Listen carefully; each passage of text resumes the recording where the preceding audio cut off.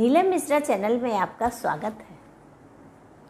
आपने गीत गोविंद किताब का नाम तो सुना होगा। पता है उसके रचयिता कौन थे? संत जयदेव। आज उन्हीं से संबंधित एक छोटी सी स्टोरी आपके सामने लेके आए हैं। ध्यान से सुनिएगा। संत जयदेव की पत्नी पद्मावती बहुत ही सभ्य, सुशील और पतिव्रता स्त्री थी।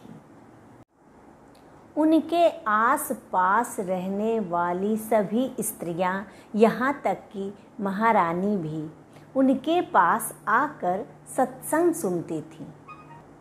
एक बार की बात है, जब सत्संग चल रहा था तो सती के प्रसंग की चर्चा हो रही थी कि सती कौन होता है। उसी चर्चा में ये बात आई कि सती वो स्त्री नहीं होती जो पति के निधन के बाद सती होती है। सती तो वो स्त्री होती है जो पति के निधन का समाचार सुनते ही प्राण त्याग दे। यह बात रानी ने भी सुना पर बोली कुछ नहीं। वापस महल आने के बाद रानी ने सोचा इसकी परीक्षा लिया जाए। ऐसा विचार करके रानी ने पद्मावती के पास ये सूचना भिजवा दी कि अचानक ही किसी विषैले जीव के काटने से जयदेव की मृत्यु हो गई है। और यह समाचार जैसे ही पद्मावती ने सुना, तत्क्षण वो अपना शरीर त्याग दी।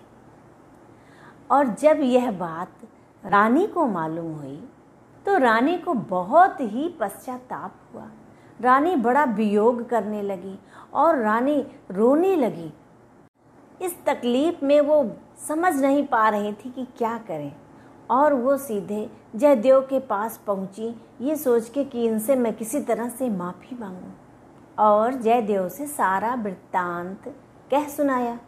जयदेव ने सुना और बोला, महारानी आपकी इसमें कोई गलती नहीं है, ऐसा तो होने ही वाला था, कोई बात नहीं।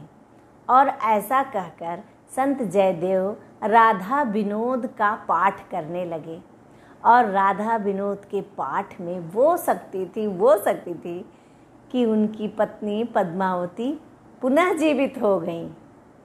उनकी पत्नी को जीवित देखकर वहाँ उपस्थित सारे लोग बड़े आश्चर्य करने लगे और हर्ष में जय जयकार करने लगे। और सबने एक स्वर में बोला, अमर हो गया, अमर हो गया। और वहीं से गीत गोविंद अमर हो गया। गीत गोविंद में इसी घटना को बहुत अच्छे से समझाया गया है।